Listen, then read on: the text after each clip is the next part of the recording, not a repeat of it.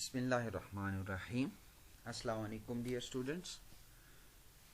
पिछले लेक्चर में हमने सॉफ्टवेयर को डिटेल से देखा था, सॉफ्टवेयर की डिफरेंट टाइप्स देखी थी और उसके अंदर जब हम with respect to functionality software की टाइप्स को डिस्कस कर रहे थे तो हमने देखा था कि एक टाइप ऐसी है जो प्रोग्रामर्स या डेवलपर्स को असिस्ट करती है। सॉफ्टवेयर की वो टाइप जो है वो प्रोग्रामिंग सॉफ्टवेयर कहलाती है। प्रोग्रामिंग सॉफ्टवेयर की जब हमने बात की थी तो उसमें हमारे पास दो चीज़ें आती हैं, एक कंप्यूटर लैंग्वेज या जिसको प्रोग्रामिंग लैंग्वेज कहते हैं और दूसरा वो टूल्स जो आपके प्रोग्रामर को असिस्ट करते हैं, जिसमें हमने एडिटर देखा था, उसके ट्रांसलेशन के लिए टूल्स देखे थे, लिंकर लोडर को देखा था। तो ये सारी चीज़ें उसमें हमने डिटेल से डिस्कस की थी। आज का जो हमारा टॉपिक है वो उसी को हम आगे बढ़ाएंगे गुफ्तगू को।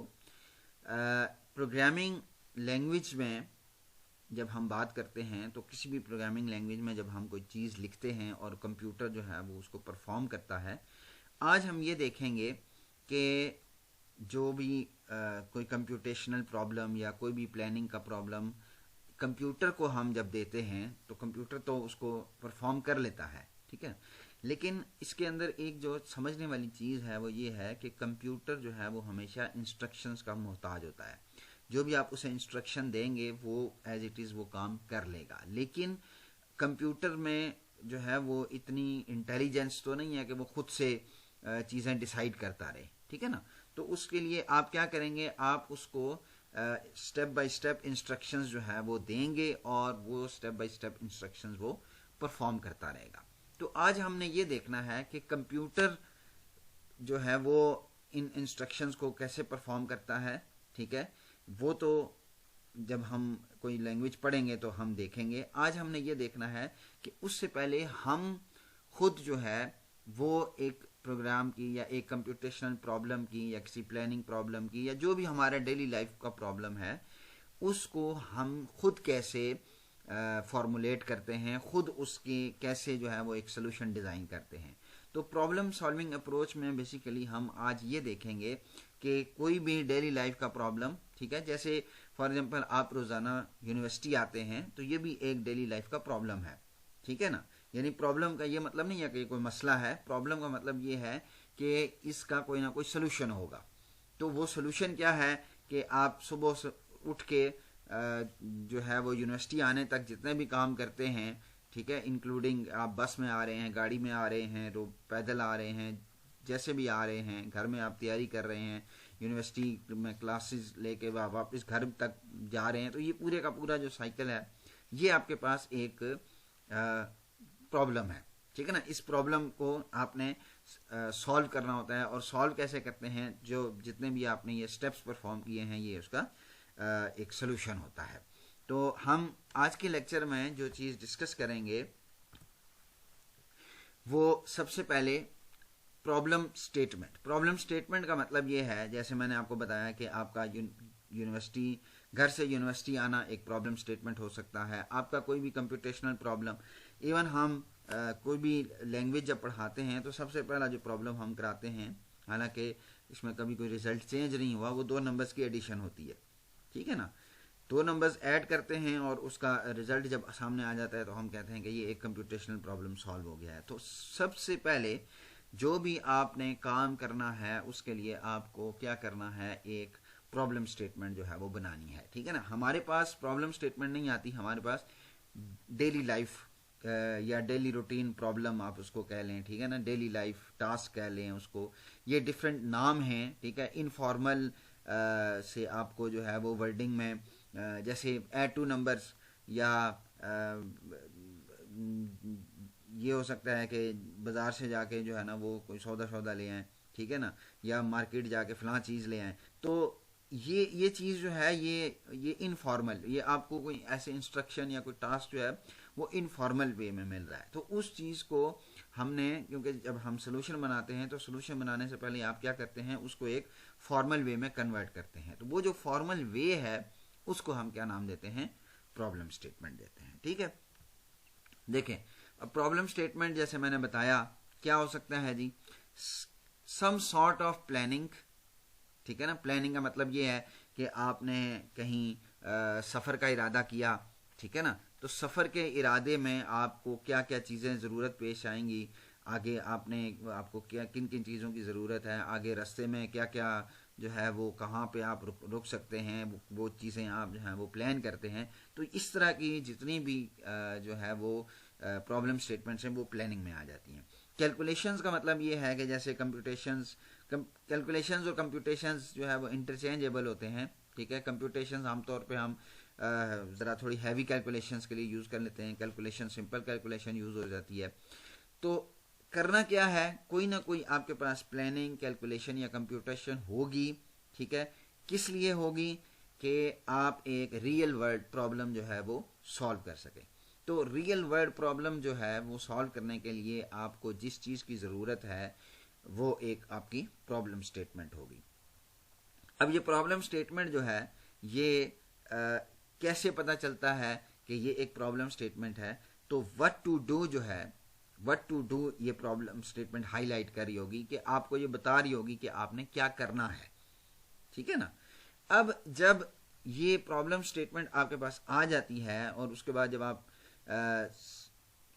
सोल्यूशन की तरफ जाते हैं, ठीक है, तो उस प्रॉब्लम स्टेटमेंट में भी एक क्लियर आइडिया मौजूद होता है कि आपके इस प्रॉब्लम का इनपुट डाटा क्या है, आपके इस प्रॉब्लम में ऑपरेशंस क्या हैं, और आपके इस प्रॉब्लम का या जब आप इसका सोल्यूशन बना रहे होंगे तो आउटपुट क्या आएगा। तो ये तीन चीज़ें आपने याद रखनी है कि किसी भी प्रॉब्लम स्टेटमेंट के अंदर एक क्लियर आइडिया मौजूद होता है। आप एक प्रॉब्लम स्टेटमेंट को देख रहे हैं, ठीक है, तो उसमें जो वर्डिंग यूज़ हो रही होगी वो कैलकुलेट की हो सकती है, मैयर की हो सकती है, डिटरमिन की हो सकती है, फाइंड की हो सकती है, परफॉर्म की हो सकती है। कोई ना कोई एक्शन उसके अंदर मौजूद होगा, जो भी आपको काम करना है वो एक्शन उस प्रॉब्लम स्टेटमेंट के अंदर मौजूद होना चाहिए, तब वो एक प्रॉब्लम स्टेटमेंट कहलाएगी। दूसरे नंबर पे आपके पास उसका सोल्यूशन आ जाता है, ठीक है। जो भी प्रॉब्लम आपके पास है, कैलकुलेशन वाला या प्लानिंग वाला जो भी प्रॉब्लम है, उसका एक सोल्यूशन आपके पास आ जाएगा। इस सोल्यूशन के आपके पास दो पार्ट्स होते हैं।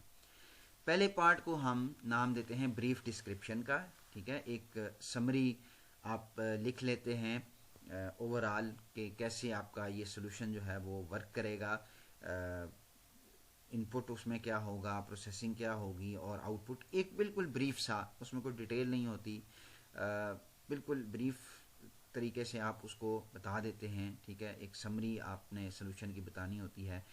उसके बाद जो डिटेल्ड उसका वर्जन है वो स्टेप्स की सूरत में आप उसको लिखते हैं, ठीक है ना। स्टेप्स का मतलब ये है कि हमेशा आपके पास एक एक जो भी एक्शन है इनपुट से लेके आउटपुट तक एक एक स्टेप की सूरत में आप उसको लिखते जाते हैं। हमेशा जो है वो पहला स्टेप स्टार्ट का हुआ करेगा आपके सोल्यूशन में, और लास्ट जो है वो फिनिश या एंड या इस तरीके से आप उसको इंटरप्रेट कर सकते हैं। तो इस चीज़ को, इस सोल्यूशन को जब हम कोई टेक्निकल नाम देते हैं की कोशिश करते हैं तो हम इसको एक एल्गोरिदम कहते हैं, ठीक है ना। एल्गोरिदम का मतलब ये है कि किसी भी प्रॉब्लम का जो एक टेक्निकल सोल्यूशन, यानी कंप्यूटर लैंग्वेज के अंदर जब हम किसी भी प्रॉब्लम को एक टेक्निकल सोल्यूशन प्रोवाइड कर रहे होंगे तो वो एक एल्गोरिदम कहलाएगा। अब एल्गोरिदम का जो वर्ड आपने याद रखना है, ठीक है, एल्गोरिदम हमेशा डिस्क्रिप्टिव फॉर्म में होता है, ठीक है। डिस्क्रिप्टिव फॉर्म का मतलब ये है कि उसमें वर्डिंग होती है, उसमें कोई इक्वेशंस नहीं होती, ठीक है ना, कोई इस तरह के न्यूमेरिकल्स टाइप जो है, जिस तरह आप न्यूमेरिकल्स सॉल्व कर रहे होते हैं और उसमें आपको इक्वेशंस वगैरह या इस तरह की चीज़ें यूज़ करनी पड़ी होती हैं, तो ये सारे का सारा इंग्लिश में होता है, ठीक है। और एल्गोरिदम्स जो है वो थोड़े से नॉन टेक्निकल लोग एल्गोरिदम्स को डिज़ाइन कर रहे होते हैं, तो उसको हम बाद में डिस्कस करेंगे। लेकिन अभी आपने ये याद रखना है कि जो एल्गोरिदम का वर्ड है वो टोटली डिस्क्रिप्टिव होता है। और डिस्क्रिप्टिव का मतलब क्या है इसको हम अभी देख लेते हैं। अच्छा, एल्गोरिदम की फॉर्मल डेफिनेशन अगर हम देखें तो एल्गोरिदम बेसिकली क्या है, फाइनाइट सीक्वेंस ऑफ इंस्ट्रक्शंस, ठीक है ना। फाइनाइट का मतलब ये है कि जैसे हमने देखा कि एक स्टार्ट का आपके पास स्टेप है, एक फिनिश का है, तो जो भी एल्गोरिदम आप लिखेंगे या आप जो भी डिज़ाइन करेंगे वो इन दो स्टेप्स के अंदर अंदर होना चाहिए। यानी इनफाइनाइटनेस नहीं आ सकती। आप ये नहीं कर सकते कि आप 4 स्टेप्स लिखें और आप उसके बाद कहें कि अब ये आगे खुद ही चलता जाएगा, तो ये पॉसिबल नहीं है। दूसरे नंबर पे एक स्टेप बाय स्टेप प्रोसीजर है, ठीक है, जैसे फाइनाइट सीक्वेंस है तो स्टेप बाय स्टेप प्रोसीजर है, एक्सप्लिसिट वे में आप इसको बता रहे होते हैं, ठीक है ना। एक्सप्लिसिट का मतलब ये है कि एक एक चीज़ आप इसमें मेंशन कर रहे होते हैं कि ये इस तरीके से होगा, ये इनपुट लेगा, फिर ये प्रोसेसिंग होगी, फिर ये आउटपुट आएगा, और स्टेप बाय स्टेप आप इसको बता रहे होते हैं। क्यों बता रहे होते हैं? किसी भी प्रॉब्लम को सॉल्व करने के लिए, ठीक है, और उसमें ज़्यादातर आपके पास कैलकुलेशन या डाटा प्रोसेसिंग से रिलेटेड जो प्रॉब्लम्स आते हैं उन पे आप एल्गोरिथम्स को अप्लाई करते हैं। अच्छा, अब इस एल्गोरिथम की डेफिनेशन को एक्सप्लोर करने से पहले हमें 3 चीज़ें पहले पता होनी चाहिए कि डाटा क्या होता है, ठीक है। जैसे हमने देखा कि इनपुट डाटा है या आउटपुट डाटा है, तो डाटा से क्या मुराद होगी, तो डाटा हम ऑलरेडी डिस्कस कर भी चुके हैं। ऑपरेशंस क्या परफॉर्म्ड हो रहे हैं, इसका क्या मतलब होता है, क्या ऑपरेशन परफॉर्म होगा, कैसे पता चलेगा कि कौन सा ऑपरेशन परफॉर्म होना है, तो ये चीज़ भी हमें पहले पता होनी चाहिए। और उन ऑपरेशंस का जो सीक्वेंस है, जो ऑर्डर है, ठीक है, वो क्या होना चाहिए, और आया कि अगर वो ऑर्डर हम डिस्टर्ब कर देते हैं, उस ऑर्डर को चेंज करते हैं, तो आपकी कैलकुलेशंस पे, आपके रिजल्ट्स पे क्या फ़र्क पड़ता है, ये चीज़ भी आपको पता होनी चाहिए। अच्छा, अब एक एग्जांपल सिंपल देख लेते हैं कि जैसे हमने स्टार्ट और फिनिश की बात की, तो स्टार्ट और फिनिश हर एल्गोरिदम में आएगा। उसके अलावा क्या आएगा? इनपुट, ज़ाहिर है यूज़र से आपने कोई ना कोई इनपुट लेनी है, ठीक है, उस इनपुट को प्रोसेस करना है, और उस प्रोसेस्ड जो इंफॉर्मेशन है या जो भी प्रोसेसिंग है, उसके बाद जो रिज़ल्ट है या जो भी आउटपुट है वो उसको डिस्प्ले करना है। तो ये 3 चीज़ें मेन जो है वो आपके हर एल्गोरिदम में मौजूद होंगी। अब देखें कि एल्गोरिदम, मैंने देखें जैसे एल्गोरिदम का वर्ड कहा था डिस्क्रिप्टिव, तो ये एक डिस्क्रिप्टिव फॉर्म है आपके पास, ठीक है, सारी की सारी इंग्लिश लिखी हुई है और बड़ी आसानी से किसी भी बंदे को आप ये चीज़ समझा सकते हैं। Simplest algorithm to implement is adding 2 numbers, जैसे मैंने आपको पहले बताया था। सिंपल क्या करना है आपने? स्टार्ट, फिर दूसरा स्टेप क्या है? टेक फर्स्ट नंबर, कोई भी एक नंबर ले लिया आपने, फिर टेक सेकंड नंबर, एक दूसरा नंबर ले लिया, ऐड 2 नंबर्स, दोनों को ऐड कर लिया, और डिस्प्ले रिजल्ट, आपने रिजल्ट को डिस्प्ले किया और आपका ये सोल्यूशन मुकम्मल हो गया, ठीक है।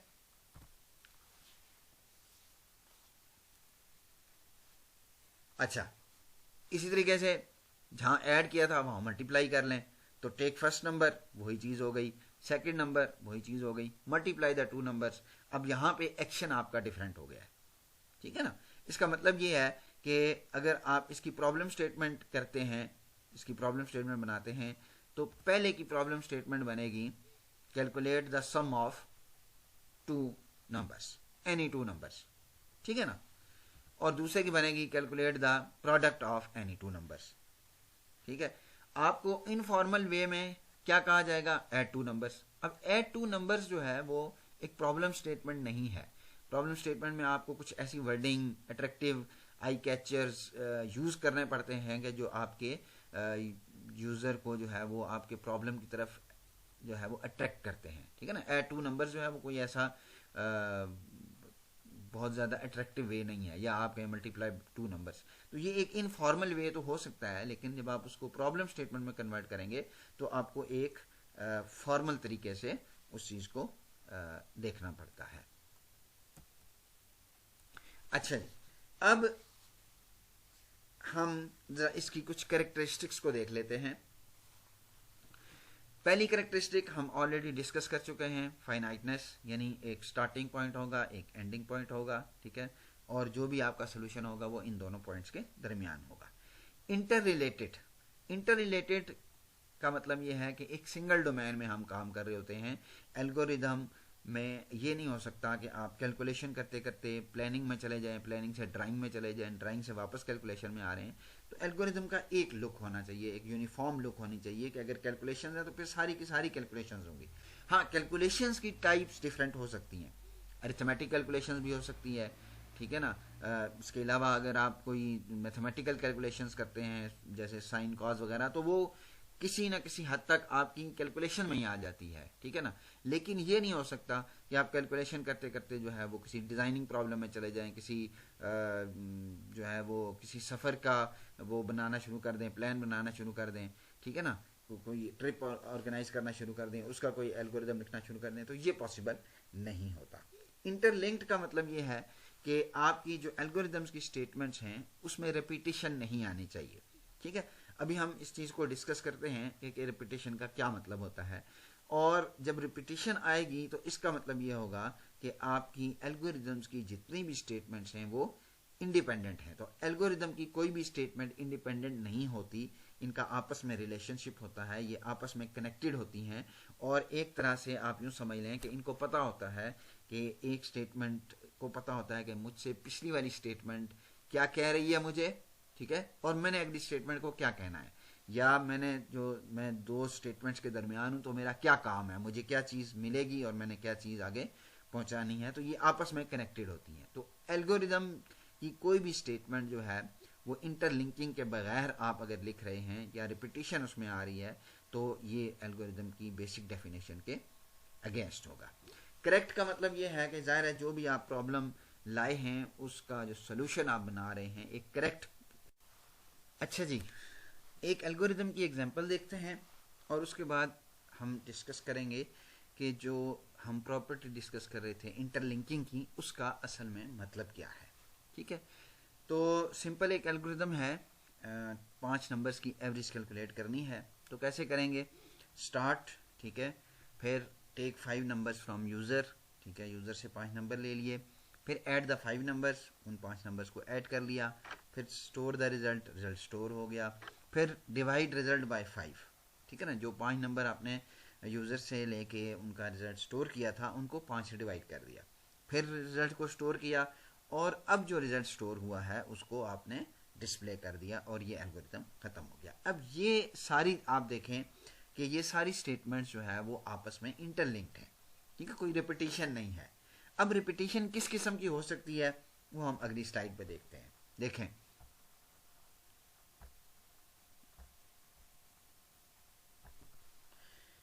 स्टार्ट हो गया, ठीक है, टेक 5 नंबर्स फ्रॉम यूजर, ये पहली स्टेटमेंट है, ये उसमें भी थी। फिर दूसरी स्टेटमेंट देखें, add the 5 numbers taken from user. तो अब टेक 5 नंबर्स फ्रॉम यूजर और add the 5 numbers taken from user में रेपिटेशन आ रही है कि ऊपर भी हम कह रहे हैं कि नंबर यूजर से लिए जा रहे हैं और नीचे भी हम यही कह रहे हैं कि जो नंबर यूजर से लिए गए हैं 5 नंबर लिए गए हैं, ऊपर भी हमने 5 बता दिए, उनको ऐड करें। तो यहाँ पे जो पूरा आपने जुमला दोबारा लिख दिया है 5 नंबर्स टेकन फ्रॉम यूजर वाला, ठीक है, तो ये इंटरलिंकिंग यहाँ पे क्वेश्चन मार्क बन जाती है। फिर store the result by adding the 5 numbers. अब ऐड द 5 नंबर्स ऊपर आप ऑलरेडी बता चुके हैं, फिर नीचे आप बता रहे हैं कि store the result by adding the 5 numbers, तो ये भी रिपीटिशन है, ठीक है। फिर डिवाइड रिजल्ट बाय 5 और फिर नीचे आप कह रहे हैं store the result by dividing it by 5, तो फिर रिपीटिशन आ रही है कि ऊपर आपने बता दिया है, अब सिर्फ आप अगला स्टेप ये परफॉर्म करें कि उस रिजल्ट को स्टोर करा लें। फिर आपने रिजल्ट डिस्प्ले करा लिया। तो अब इस सिनेरियो में आप खुद देखें कि आपके पास अगर हम ये कहें कि add the 5 numbers taken from user अगर हम लिख रहे हैं तो फिर ऊपर वाले स्टेटमेंट की ज़रूरत नहीं है क्योंकि ये टोटली इंडिपेंडेंट स्टेटमेंट बन जाती है। या हम store the result by adding the 5 numbers जो है वो अगर लिख रहे हैं तो फिर उससे ऊपर वाली स्टेटमेंट की ज़रूरत नहीं बनती। तो इस तरीके से आपने रिपीटिशन जो है वो मिनिमाइज करनी होती है, और रिपीटिशन मिनिमाइज इसी तरीके से होती है जब आप